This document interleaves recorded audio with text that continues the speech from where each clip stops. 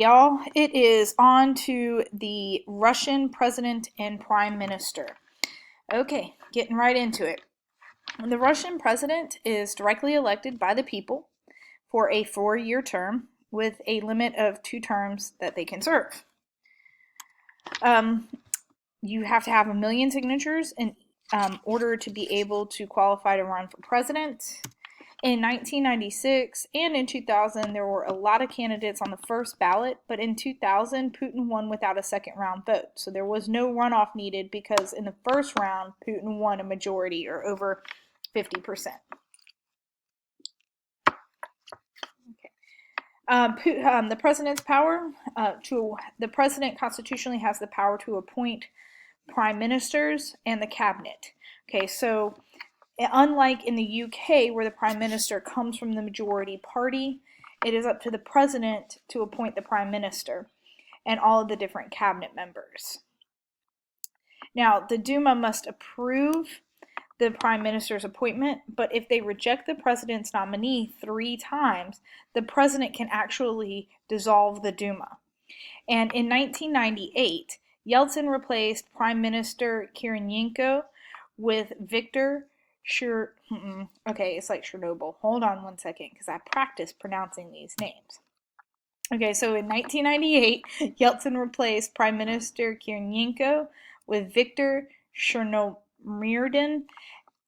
Not bad, Chernomyrdin, sort of it.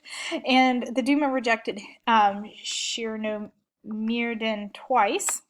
On the 3rd round, under threat of being dissolved, they finally agreed to actually compromise on who the prime minister would be. And you have Primakov, who ended up becoming the prime minister. So Yeltsin gave in a little bit, and Duma gave in a little bit, and they agreed that they were going to have Primakov be the prime minister as kind of a compromise. Okay.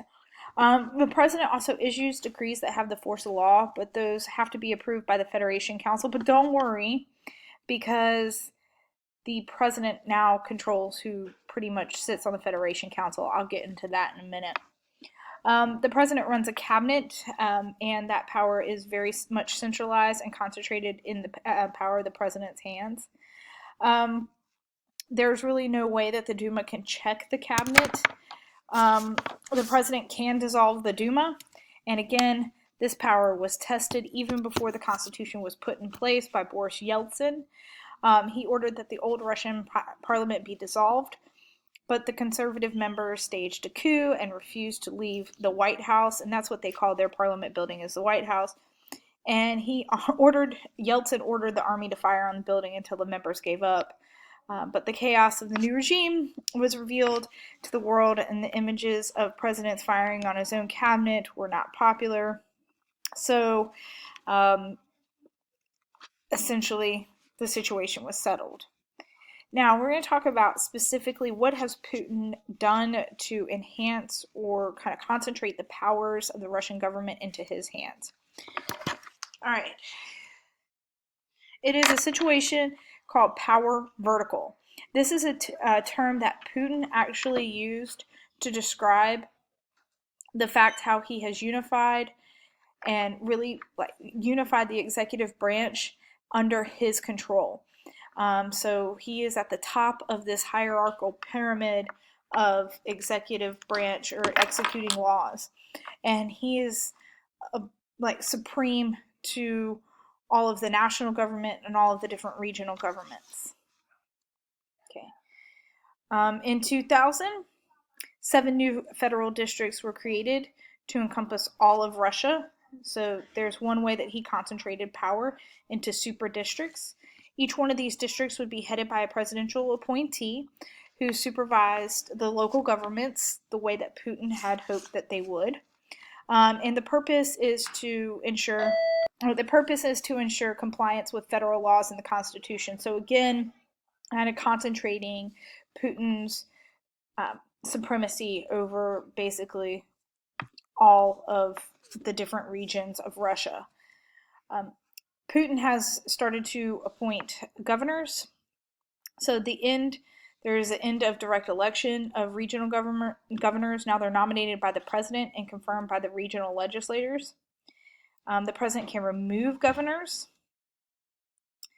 Changes that he's made into the Federation Council. Governors now appoint a Federation Council, and regional legislators appoint the other member to the Federation Council from each of the different regions or states.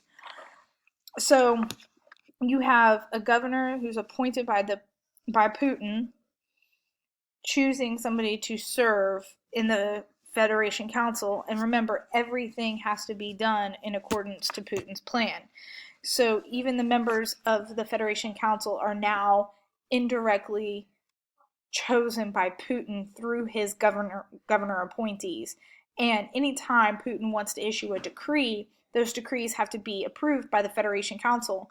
So basically what he's guaranteed is that all of his decrees will be approved. And then we know about the electoral changes that he made, the elimination of the single-member districts in Duma to all proportional, and then raising the threshold. But when he realized that that didn't benefit his United Russian Party, Putin changed it back to single-member district hybrid system. So basically that just demonstrates that he's willing to manipulate the rules of the game in order to benefit him. Okay, so that is Putin in a nutshell.